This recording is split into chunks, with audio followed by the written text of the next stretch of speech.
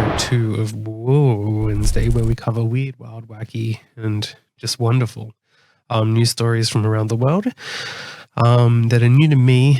They may not be new to you because they could be old, but, I've just discovered them. So, maybe you live a better life than I do, which is probably why also this is being recorded on a Wednesday, but it won't be released on a Wednesday. So there's that.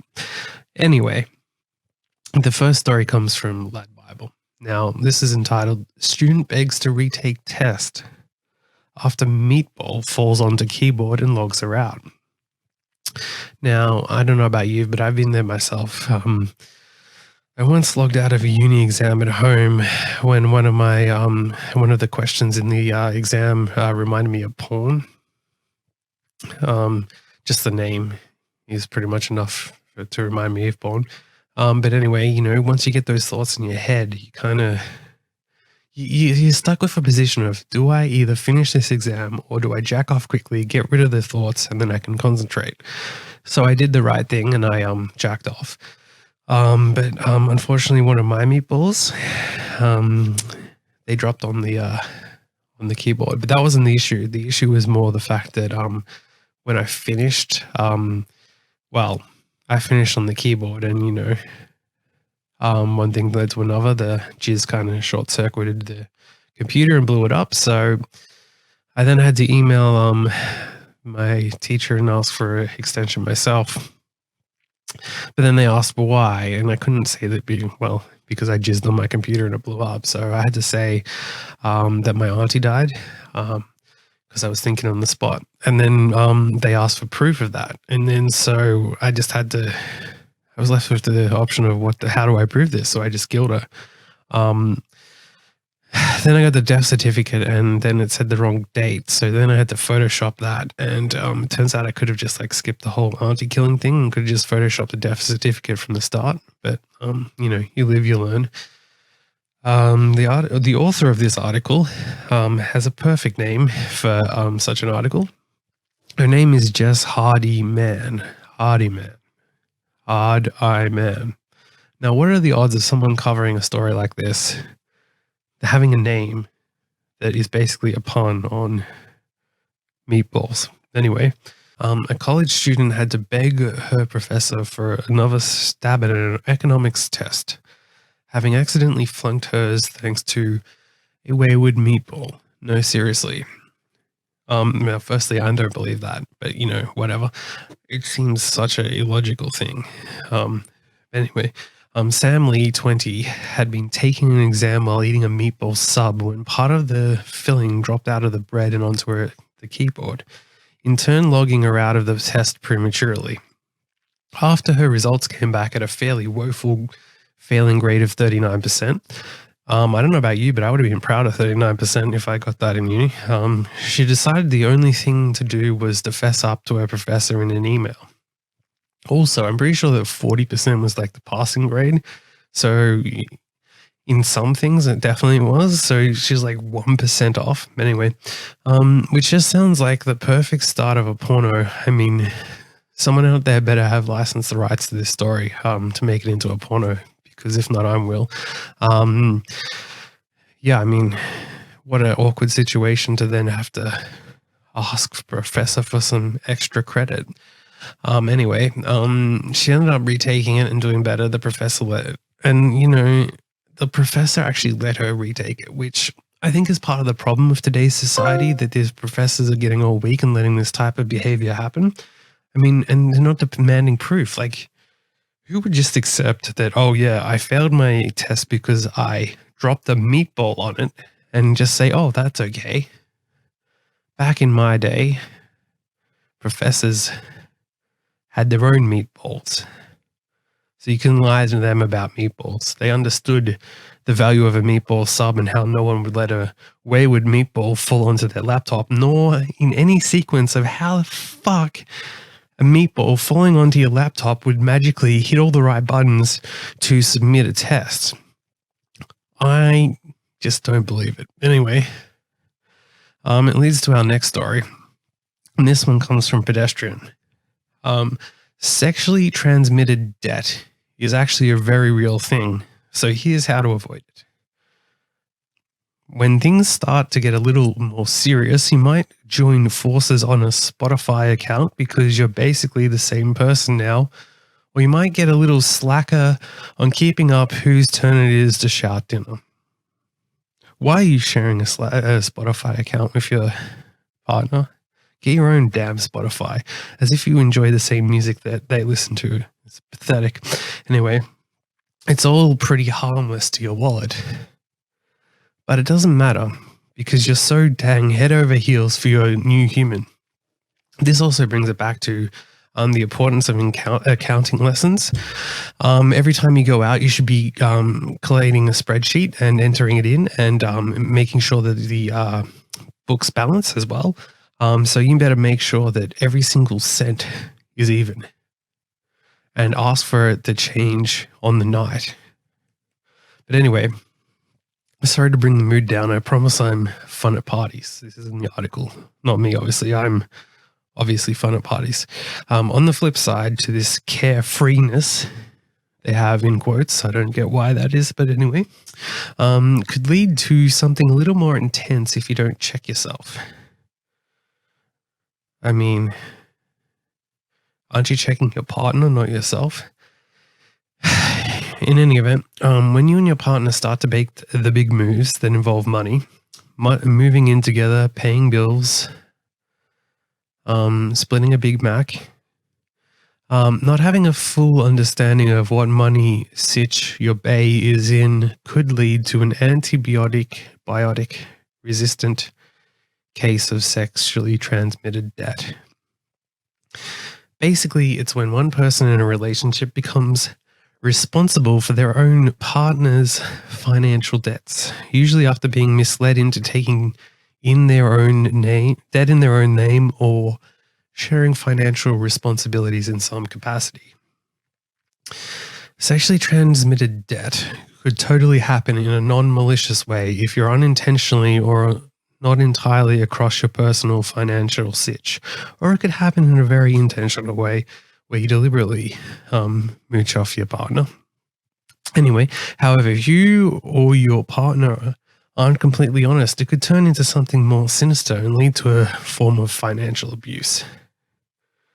That's right. Every time your partner spends $1 more than you and you share the payment, that is financial abuse and it should be reported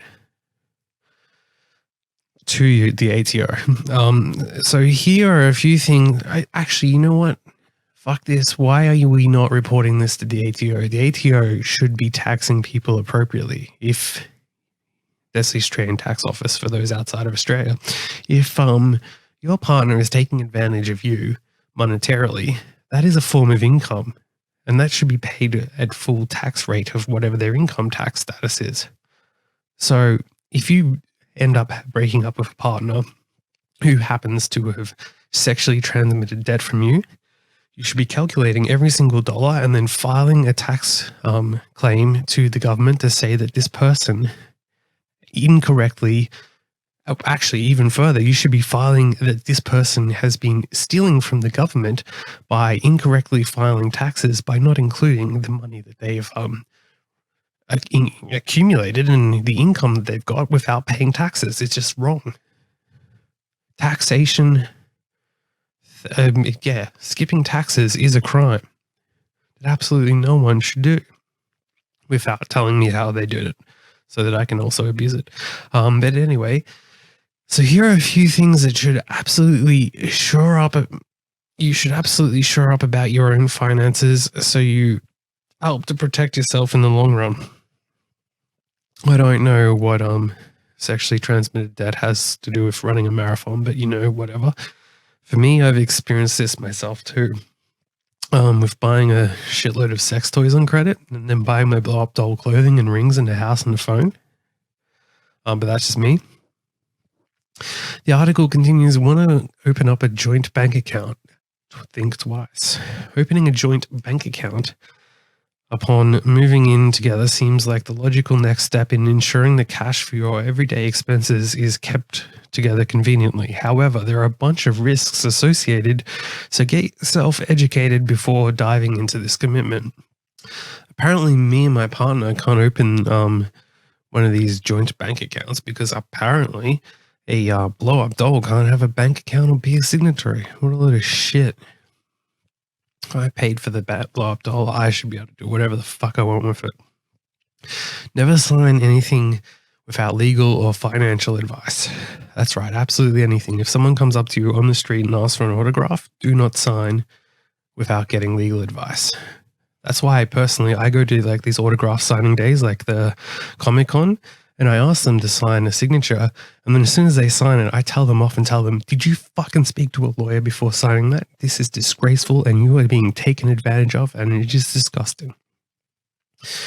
At the end of the day, actually, that also brings up, like, back in the day, getting someone's signature meant so much, and then now, like, that's all just worthless. People used to pay hundreds of dollars to get some random signature, and now it's just like, who the fuck cares that such and such signed something?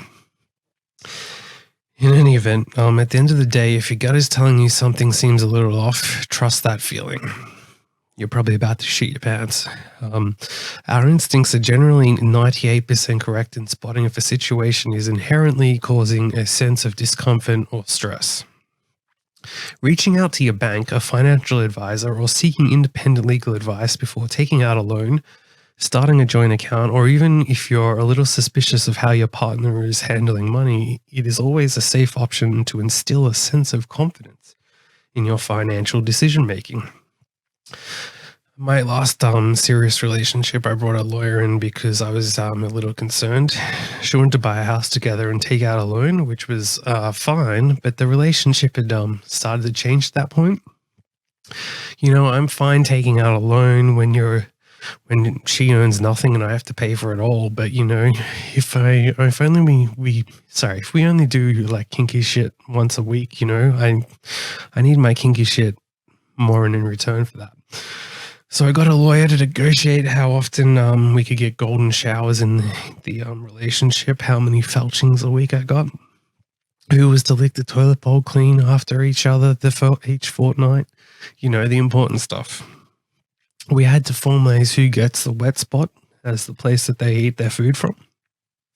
And we made sure a lawyer had to enjoy that conversation. So if you're a lawyer, be prepared for new clients now that I'm out here recommending it and getting this formalized and formalizing what sexual activities will be a part of the payments. Moving on, if you're not a lawyer and you want a different career path, this comes from Backstage. It's entitled, Trying to Book a Modeling Job. Do not do these 6 things. The 6 things that are holding me back from being a model. I mean, this is all that's holding me back at this point from being a model, so listen up. First things are not dressing for your go-see, which of course I know what a go-see is. I hope you do as well. So let's just hope that this article continues to explain it because, yes, I can't put it into words even though I know it so well. First things first, a go-see is just an audition for models, nothing else. I knew that. When it comes to actor auditions, there are 2 philosophies about how to dress. Some actors think that dressing for the part comes across as desperate and that the casting director can see them as a character simply by their read. Others believe it's helpful to wear the appropriate wardrobe to allow casting directors and others involved in the project to see them as the character. It's a personal choice. I personally prefer to dress like I'm homeless whenever I go for an acting audition, just because that's what I look like. For go-sees, however, there's no dialogue. Industry professionals decide if you're right for the job simply by looking at you, which means it's important to dress the part. This is where I've been going wrong.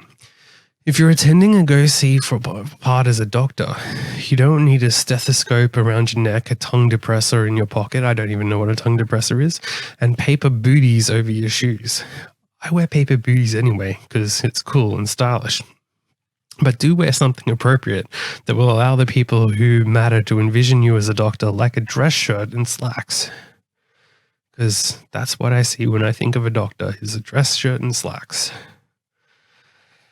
Yeah, I personally, when I want to get into modeling so that we can make sure that paper booties over shoes becomes a new trend, and people in nightclubs will be wearing them, because I think that will be cool and add to everything. In any event, next is neglecting your research. Again, I haven't been researching enough, and that's what's been holding me back from being a model. Absolutely the only one of the 6 reasons why I'm not a model is neglecting my research. Treat this process as you would dating. That is, take her out and try to bang her in the McDonald's parking lot. The goal is to find someone who's a good fit for you, since this is the beginning of a relationship, albeit a professional one. Now, if we're treating this like a relationship and wanting a good fit, does that mean that we're supposed to be asking if their vagina matches the size of our penis? Because that would be what a good fit is for me in terms of dating. But anyway, or anus, if you're into that. Start by looking at available agencies in your area by literally searching modeling agencies in your city. You know, I don't think anyone would have thought that if they wanted to get into acting, to look up modeling agencies in their city. I mean, I guess that would not be the first thought that anyone ever would have had, would it? But again, that's obviously holding me back. Once you get a decent list of suitable mates, you can start to delve. So are they saying that if you want to date someone, what you should be doing, and from this it seems like it's completely normal, it would be available women in your city. So just Google that, and then you should get a list of all the women, and then you select which ones are potential suitable mates, as it says. And then we delve further into each of them to see which ones you could see yourself with. So again, we're Googling the woman that we like. We're then doing research and then seeing which ones we could see ourselves with. That's how you date these days, apparently. Look at the clients and talent they currently work with and how they accept submissions. So look at the people they're dating and how they currently get them off. Read online reviews and check out their social media profiles, full investigation style. So again, if you want to learn how to date, they're saying that this is completely normal, that you just go and search through their social media profiles, full investigation style. Would you feel proud being represented by them? If yes, then move forward. Would you feel proud dating them? If yes, then move forward. Now, it doesn't exactly say what move forward is in either context. So what does that mean? Anyway, the next step that's holding me back is the wrong headshot. Now, obviously, you can make your own joke about jizzing on someone's head there, but you know, whatever. Modeling headshots typically feature performers, not models, performers, wishing to be cast in fashion and beauty advertising. An amazing model is going to be skilled at communicating through their eyes. Now, I'm going to send you a message through my eyes. Now, I want you to read it and think of what I was saying.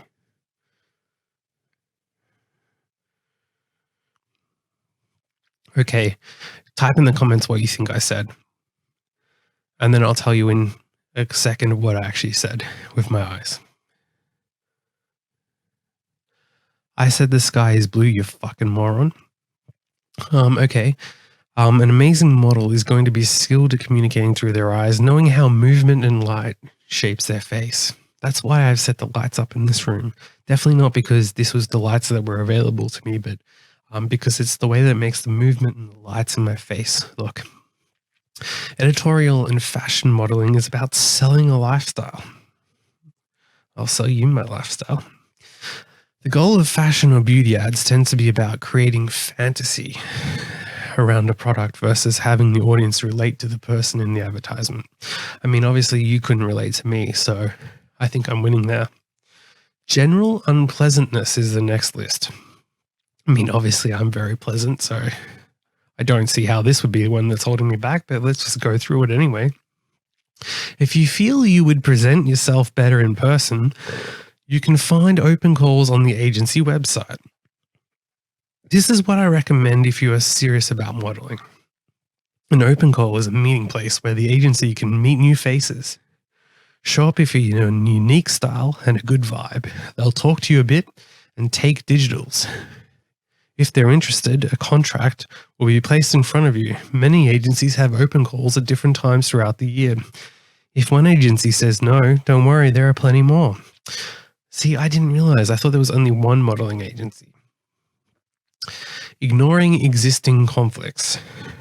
After deciding you're comfortable with the ad, find out the date of the go-see and the shoot. If you are not available for either, let your agent know. Well, one, I don't have an agent. Two, I have never done a shoot. Three, I've never done a go-see. And four, I don't know if I am comfortable with the ad because I don't know what it is because I've never had one. And five, I don't even know what the date of the non-existent ad is either.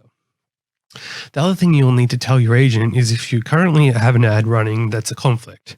If you have an ad running for McDonald's or ever did an ad for that company, and this is a go-see for Burger King, you have to tell your agent. Now, it may come as a shock to you looking at me that I've not done modeling for McDonald's, I guess because it would be too real and they want to avoid that. Chances are they won't allow you to attend the audition because you're working or have worked with their competitor. That's why I can't get on Grindr. Not knowing your type. Well, as if you don't know your type. I feel people first get into the business, they don't understand what they might get booked for. If a producer wants a cheerleader, i.e. me, don't you even dare try for cheerleaders because that's mine. They're going to get someone a lot closer in age and not a 40-year-old mum trying to relive her cheerleading days. Similarly, a 25-year-old is not going to play a CEO of a Fortune 500 company. People come in sometimes with a three-piece suit. When are you realistically going to use that?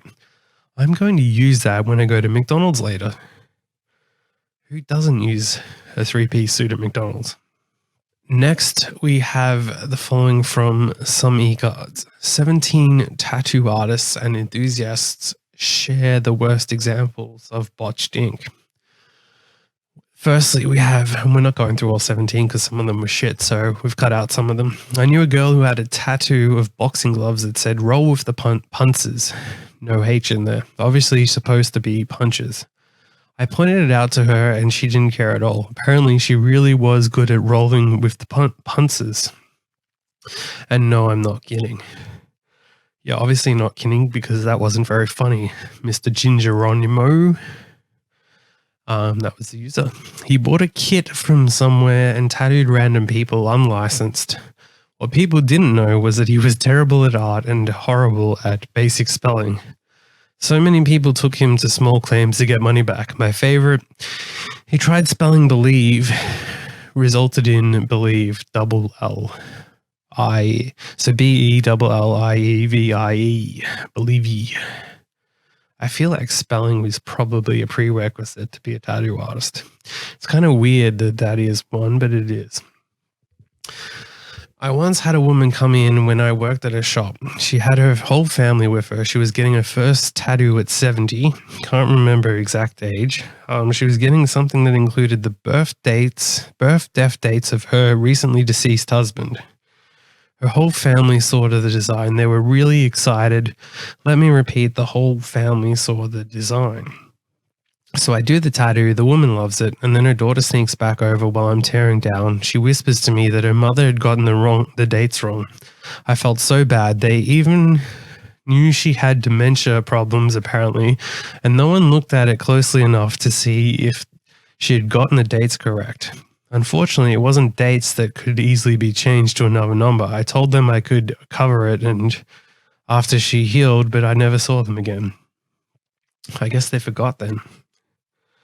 The next one. He's a good friend for taking this to the grave. Had a close friend getting his first tattoo, kind of an uptight guy. Our mutual bud is an illustrator and he calls him over and explains that his appointment for the tattoo is in 30 minutes and he asks that our bud write in calligraphy the word home to be copied by the tattoo artist. Although hurried, our bud reluctantly does so. Now, I don't know why you would be waiting till 30 minutes before the tattoo to do that, but anyway. A friend goes to the tattoo parlor And I see him late that night. He proudly pulls down his shirt to show me the word home, written big on his chest in calligraphy. But here's the thing. In cursive, unless you're really careful with an E, it's almost indistinguishable from an O. So I'm looking at my upside friend, and he's in big floral writing the word homo tattooed on his chest. I swore in that moment that I would never mention it to him. Maybe that's wrong, but I'll bet I'm not the only one of his friends who've noticed it. Now, what you failed to mention is if he is a homo, because if he is, then why would he not love it? I mean, that's got to be like top quality if you're in a gay club to have like homo tattooed on you. It's like just, actually, you don't even need to be in a gay club. Anywhere you go, people are going to know. It's like a kind of a silent calling card. Imagine that's the way you come out of a closet. You tell your parents that, hey, mom and dad, by the way, I just got a new tattoo. And then you lift up your shirt and it just says homo on it. And they're like, okay. Now that also does, just thinking about it, why the fuck would you want a tattoo that says home anyway? It's almost as if this guy deliberately wanted to get homo tattooed on him and he couldn't think of how to do it. So he set this up in a very calculated set of steps where he got the person to draw calligraphy knowing that O and E are close, so that when it got very close and knowing that the person would be in a rush, they would fuck it up a bit. He deliberately did that so that he could get homo tattooed on his body and secretly come out. Well, you don't even have to come out this way. See, this way you can be, no one has to know that you're gay, but at the same time you've got homo tattooed on you, so then people do know that you're gay. And you have the plausible deniability that no, it says home. This guy is a genius.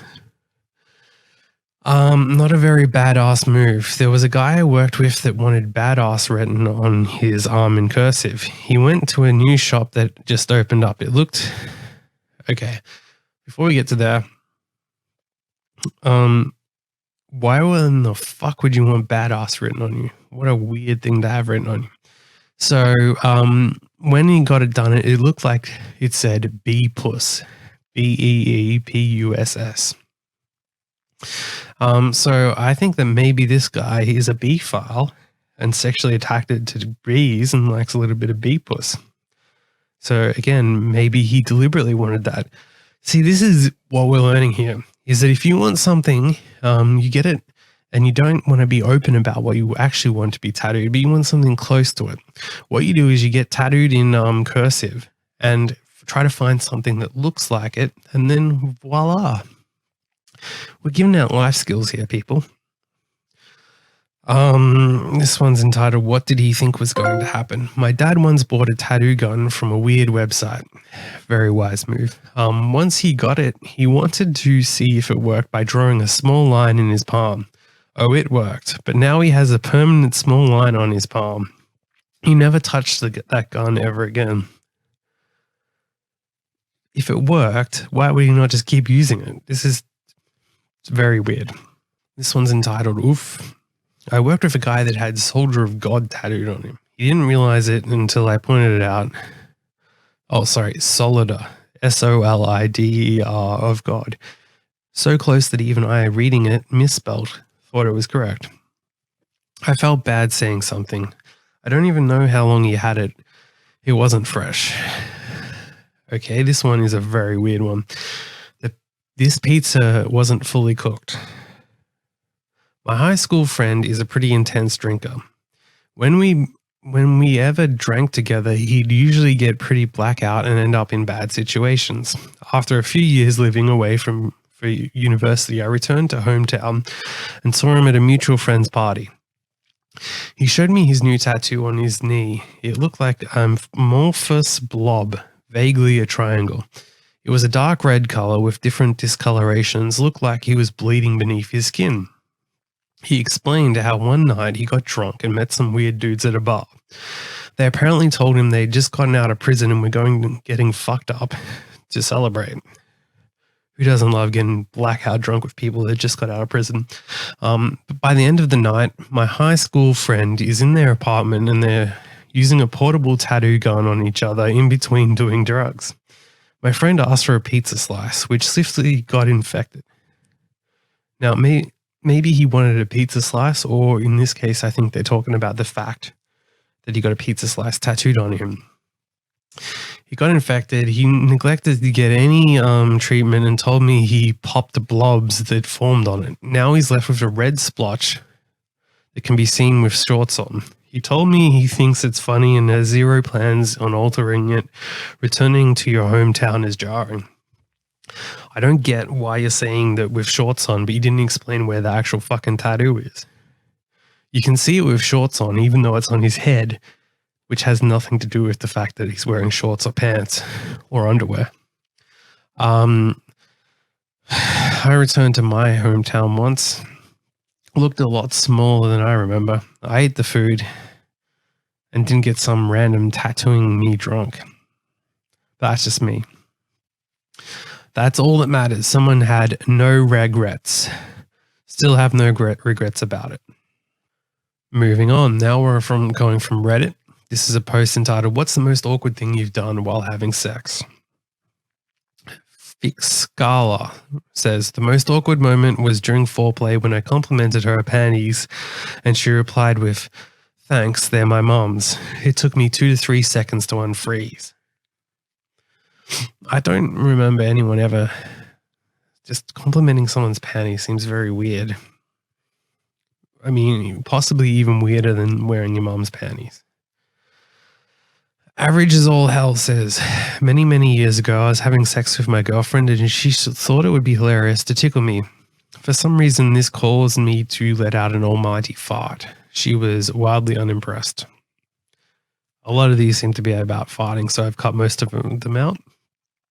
Next one we have is from BF4 Sniper 40X. He says, and this is a very well worded one, "I would respond to you if I would have sex."